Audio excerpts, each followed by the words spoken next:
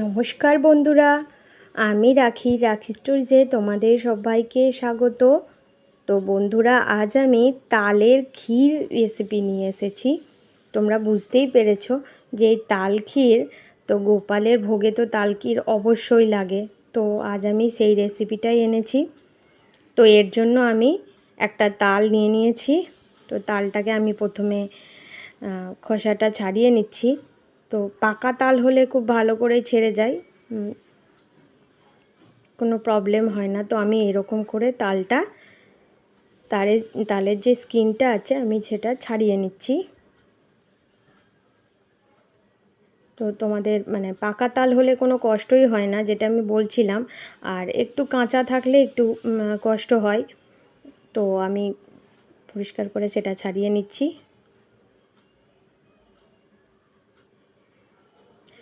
তো আমি তালটাকে পরিষ্কার করে আমি ছাড়িয়ে নিলাম। এবার আমি আঁটিগুলোকে এবার ঠিকঠাক করে নিচ্ছি পাল্পটা বার করার জন্য।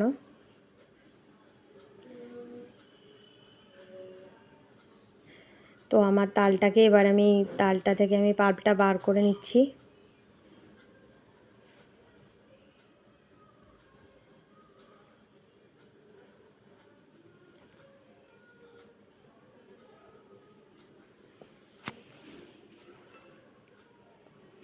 তো তালের পাল্পটা আমি সুন্দর করে, অনেকটাই পাল্প বেরিয়েছিল, তো আমি বার করে নিয়েছি। আর নারকেলটাও কুড়িয়ে নিয়েছি। এবার আমি ফ্রাই প্যান বসিয়ে দিলাম। বসানোর পরে আমি কোনো রকম তেল ঘি কিচ্ছু না দিয়ে আমি ওর মধ্যেই আমি তালের যে পাল্পটা ছিল সেটা আমি ফ্রাই প্যানে দিয়ে দিলাম। আর গ্যাসের ফ্লেমটা আমি হালকা করে রেখেছি যাতে তলাটা লেগে না যায়।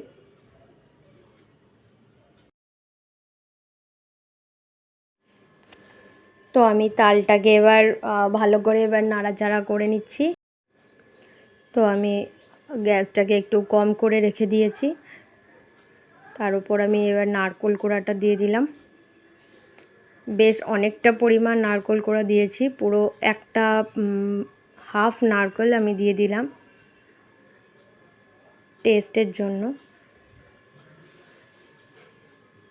তো আমি এখনও চিনি কিন্তু দিইনি, তো নারকেলটা দিয়েছি, সেটা আমি ভালো করে এবার মিশিয়ে নিচ্ছি তালের সাথে।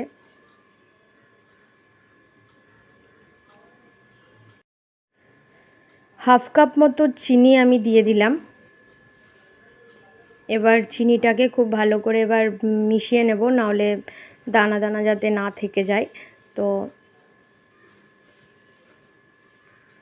অ্যাকচুয়ালি এটা টেস্ট অ্যাকর্ডিং দেওয়াটা দরকার, যে যেমন মিষ্টি খায়।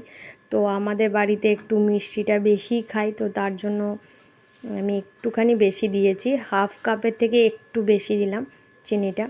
এবার আমি দুধটা দিয়ে দিলাম। দুধটা দেওয়ার পর দুধটা আমি হাফ কাপ দুধ দিয়েছি।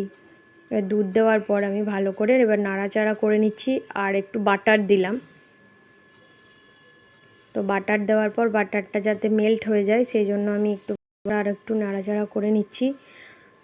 তো আমার ক্ষীরটা অলমোস্ট রেডি হয়ে গেছে, বেশি সময় লাগে না, খুবই কম সময়ের মধ্যে এই তাল ক্ষীরটা রেডি হয়ে যায়।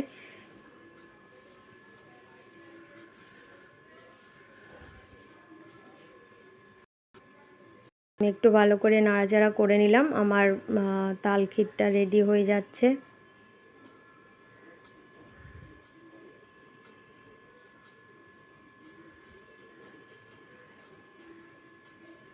তো আমার তাল ক্ষীর রেডি হয়ে গেল।